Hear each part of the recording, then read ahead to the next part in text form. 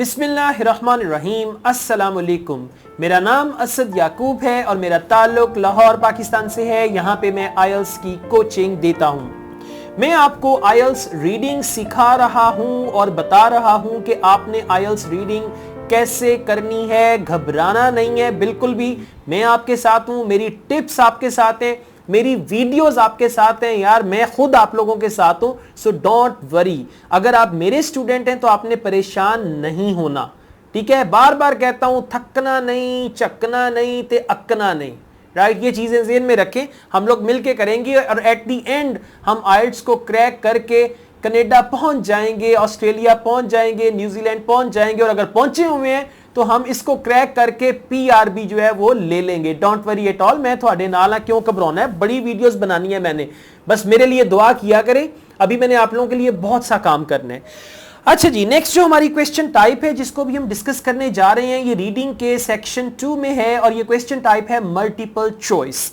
अब मैं आपको ये बताऊंगा कि मल्टीपल चॉइस के बेसिकली ना दो पार्ट्स होते हैं। एक होती है क्वेश्चन स्टेटमेंट, ये चलें कर लेते हैं। एक होती है क्वेश्चन स्टेटमेंट और एक होते हैं उसके ऑप्शंस। अब मल्टीपल चॉइस में हमारे पास 4 ऑप्शन होते हैं, एक क्वेश्चन स्टेटमेंट होती है और उसके साथ 4 ऑप्शंस होते हैं। अब उन 4 ऑप्शंस में से हमने देखना होता है कि कौन सा ऑप्शन ठीक रहेगा।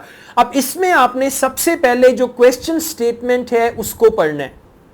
क्वेश्चन स्टेटमेंट को अच्छी तरह से पढ़ना है, यहीं से आपको क्लू मिलेगा। उस क्लू में जाके आपने उसको पढ़ना है। अच्छी तरह से पढ़ने के बाद, समझने के बाद आपने यहां पे आना है और देखना है कि कौन सा ऑप्शन सही है और कौन सा ऑप्शन गलत है। यह जरूर देखना है कि कौन सा ऑप्शन गलत है। अब आपने क्वेश्चन स्टेटमेंट पढ़ी, पैसेज में गए, उस स्टेटमेंट से रेलेवेंट आपने सारा कुछ पढ़ लिया, अंडरलाइन कर लिया, वापिस आए, आपने पढ़ा ऑप्शन ए, अंदर से आवाज आई नहीं ये तो हो ही नहीं सकता, इसको छोड़ दें। अब आपके पास कितने ऑप्शन रह गए? 3। आपने फिर दोबारा ऑप्शन जो बी था उसको पढ़ा, अंदर से आवाज आई ये तो हो ही नहीं सकता, राइट। अब आपके पास रह गए 2 ऑप्शन। तो जैसे जैसे आप जो ऑप्शंस हैं उनको मिनिमाइज करते जाएंगे चालाकी के साथ और अक्लमंदी के साथ, इंटेलिजेंस के साथ, तो क्या होगा कि आपका सक्सेस का रेशियो बढ़ जाएगा। यहां पे सक्सेस रेशियो है 25%, अब यहां पे 33 हो गया, यहां पे अब क्या हो गया 50-50 हो गया। तो जो रॉन्ग ऑप्शंस हैं उनको निकाल के आपने जो बाकी ऑप्शंस हैं उसमें से देखना है कि कौन सा आंसर ठीक हो। अब ये सारा मैं आपको करके दिखाऊंगा, डोंट वरी एट ऑल। आप मेरे स्टूडेंट्स हैं, मैं आपको कभी भी हवा में टिप्स नहीं दूंगा। बहुत सारे लोग देते हैं हवा में टिप्स कि रीडिंग के लिए जी ये कर लो वो कर लो, मैं आपको करके दिखाऊंगा। मैं अपनी टिप्स को प्रूव करूंगा और आप लोग जो हैं उनको सीखेंगे, फिर जब आप उनको अप्लाई करेंगे तो डेफिनेटली वो टिप्स आपके काम आएंगी। आइए टेस्ट का आगाज करते हैं। ये हमारे पास 4 क्वेश्चंस हैं, इन क्वेश्चंस को हम सॉल्व करते हैं। Okay, now let's take a start from here. Choose the correct letter A, B, C और डी। ठीक है, मल्टीपल चॉइस से पता चल रहा है। What does the government argue? अब आपने क्या करना है, आपने गवर्नमेंट को स्कैन करना है, फिर देखते हैं कि गवर्नमेंट जो है किस चीज़ पे आर्ग्यू करती है, वो हमने ढूंढना है। उसके बाद इसको पढ़ेंगे और देखेंगे इसमें से कौन सा ऑप्शन करेक्ट है। याद रखिएगा मल्टीपल के 2 पार्ट्स होते हैं मल्टीपल चॉइस के। एक पार्ट हो गया क्वेश्चन स्टेटमेंट, एक हो गया ऑप्शंस। क्वेश्चन स्टेटमेंट को पढ़ के आपने क्लू वर्ड लेना है, पैसेज में जाना है, वहां से पढ़ के आके फिर आपने देखना है ऑप्शंस में। अब बात करते हैं, ये क्वेश्चन स्टेटमेंट बहुत शॉर्ट होती है, इनकम्प्लीट सेंटेंस होता है या कोई एक वर्ड लिखा होता है, क्लू नहीं मिलता, फिर आपको ऑप्शंस देखना पड़ते हैं, अदरवाइज आपको यहां से मिल जाता है। इसी तरह से देखें question number 25, the government spokesman. अब ये गवर्नमेंट स्पोक्समैन का वर्ड आएगा, वहां से आपको पता चल जाएगा कि इसकी बात कर रहे हैं। फिर अकॉर्डिंग टू यूनिसेफ, और बाय द वे ये सेक्शन 2 का लास्ट टाइप ऑफ क्वेश्चंस है। इससे पहले हमने क्वेश्चन किया, अब हमें ये भी पता है कि यूनिसेफ कहां पे लिखा हुआ है, ठीक है, तो ये आपके लिए कंपैरेटिवली आसान होगा। 27 है, what is the point Kevin Brennan makes. अब केविन ब्रेनन को आपने स्कैन करना है, वो क्या पॉइंट बनाता है, क्या कहता है, उसको देख के आपने यहां पे आ जाना, आपको मिल जाएगा। आसान हो गया, कर लोगे आप पे ही? नहीं, मैं करके दिया, ओके कर देने। What does the government argue? अब हमने वर्ड ढूंढना है गवर्नमेंट का, और ये आपको आंसर्स इकट्ठे ही कहीं ना कहीं पे मिल जाएंगे, राइट। गवर्नमेंट का वर्ड वैसे इधर भी कहीं आया था, हमने ये देखना है कि गवर्नमेंट आर्ग्यू क्या करती है। मुझे पता नहीं इधर मिलता है कि नहीं मिलता है। ओके, लेट्स सी डेविड, ये लिबरल, हाँ डेमोक्रेट इनकी बात हो रही है, तो ये वर्ड आ गया जी, ये गवर्नमेंट का, ठीक है। ये गवर्नमेंट का वर्ड 2-3 जगह पे आ गया, ये गवर्नमेंट का वर्ड 2 जगह पे आ गया। अच्छा, हाउएवर, यहां से हमने स्टार्ट करना है, अब देखना है कि गवर्नमेंट क्या आर्ग्यू करती है। However the government rejected the criticism, ठीक हो गया। द आइडिया, अब ये उनका क्या है, ये उनका आर्ग्यूमेंट है, जो गवर्नमेंट का आर्ग्यूमेंट है। गवर्नमेंट क्या आर्ग्यू करती है? The idea that children are over tested is not a view that the government accepts, यानी वो उसको एक्सेप्ट नहीं करती। अ स्पोक्समैन सेड, हमारा एक क्वेश्चन इसके बारे में भी है कि स्पोक्समैन जो है वो कुछ कहते हैं, गवर्नमेंट जो है उस आइडिया को एक्सेप्ट नहीं करती है। वो कहते हैं the reality is that children spend a very small percentage of their time in school being tested. कि गवर्नमेंट का आर्गुमेंट क्या है कि बच्चे बहुत थोड़ा सा परसेंटेज उनकी टाइम के स्कूल में गुजारते हैं, being tested. Seeing that children leave school up to the right standard in the basics is the highest priority of the government. But now let's see what does the government argue. देखते हैं कि government argue क्या करती है। There is not enough testing at present, नहीं। Tests at primary school are too easy, नहीं। Right? Tests are not given too frequently, exactly। पता कैसे चला कि tests are not given too frequently, जरा देखिएगा। However, the government rejected the criticism. The idea that children are over-tested is not a view that the government accepts. A spokesman said, the reality is that children spend a very small percentage of their time in school being tested. Children spend a very small percentage of their time in school being tested. Option क्या है? Tests are not given too frequently. बात एक ही है कि बच्चे school में बहुत कम time उनका होता है टेस्ट्स का, तो tests are not given too frequently. अगला ऑप्शन क्या है? Teachers should take more test, और नहीं हो पाई तो अड्डी मेहरबानी हो टेस्ट लेके स्यापा पाना है। Tests are not given too frequently, दोबारा पढ़ रहा हूं, दोबारा बता रहा हूं, tests are not given too frequently क्या है? The reality is that children spend a very small percentage of their time in school being tested. तो यहां से अंदाजा हुआ कि tests are not given too frequently, ठीक है, exactly। अब वो exact wording नहीं है, लेकिन बात दोनों एक ही कर रहे हैं। Small percentage of the children spend very small percentage of their time in school being tested and tests are not given too frequently, यानी जब उनकी percentage टाइमिंग ही कम है तो tests are not given too frequently। अच्छा जी, next है हमारा the government spokesman. अब ये भी हमने पढ़ा है गवर्नमेंट स्पोक्समैन के बारे में। देखते हैं कि गवर्नमेंट स्पोक्समैन जो है वो क्या कहता है। ये आ गया गवर्नमेंट स्पोक्समैन, ओके, ये गवर्नमेंट स्पोक्समैन, ठीक है। स्पोक्समैन सेड, अब देखते हैं आगे वो क्या कहते हैं। यहां तक तो हमने पढ़ लिया। Seeing that children leave school up to the right standard in the basics is the highest priority of the government. अब ये क्या है? ये जो स्पोक्समैन है वही बात कर रहे हैं। The reality is that children spend, और उसके बाद कह रहा है seeing that children leave a school up to the right standard is the basics, in the basics, कि बच्चे जो हैं बेसिक्स में एक अच्छे स्टैंडर्ड पे स्कूल से जाएं, is the highest priority of the government. The government spokesman देखें क्या कहते हैं, is extremely critical of the way exams are written. नहीं, क्रिटिकल कहां पे है? वो तो गवर्नमेंट का पॉइंट ऑफ व्यू बता रहा है। Accepts many of the points made by the teachers leaders, no. Thinks education is what the government is most interested in. अब कैसे पता चला thinks education is what the government is most interested in? वापिस आते हैं। Seeing that children leave school up to the right standard in the basics is the highest priority of the government. क्या है? Leave school up to the right standard in basics. Right standard in basics जो है basically this is the learning or this is the education. क्या था option हमारे पास? Option is thinks education is what the government is most interested in.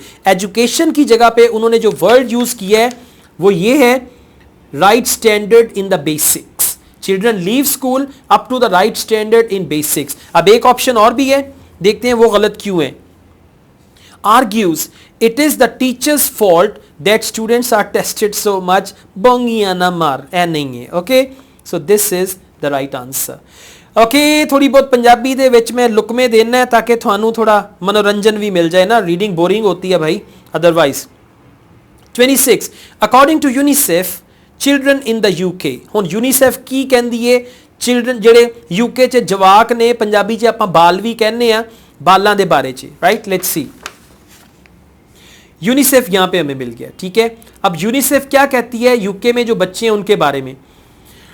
Okay, have announced plans to make Britain more child friendly following a report by UNICEF. अब report में क्या कहा, which ranked, a चीज UNICEF which rank the UK. अब UNICEF क्या कहती है UK में बच्चों के बारे में, which rank the UK the worst place to be a child out of 21 rich nations, के 21 अमीर मुल्कों में यूके जो है वो वर्स्ट प्लेस है बच्चों के लिए। यानी एक जवाक होना, एक बाल होना यूके च सब तो बुरी जगह है, राइट। असी ते आपदे कंट्रीज नु ब्लेम करने ना ते साडे तो भी अगे आ।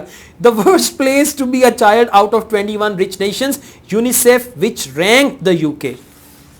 क्वेश्चन क्या था, क्वेश्चन है according to UNICEF children in the UK often spend too much time in the worst kind of places. और नहीं है, वर्स्ट का वर्ड आ गया, अब ये नहीं हाँ वहां भी वर्स्ट लिखा था यहां भी वर्स्ट लिखा है तो मैंने ये सिलेक्ट कर लिया। वो ये नहीं कह रहे कि बच्चे जो है वर्स्ट जगहों पे टाइम गुजारते हैं। Are not so well behaved as in other countries. और नहीं हो भाई, वेल बिहेव की तो बात ही नहीं की कि बच्चे इतने वेल बिहेव्ड नहीं है।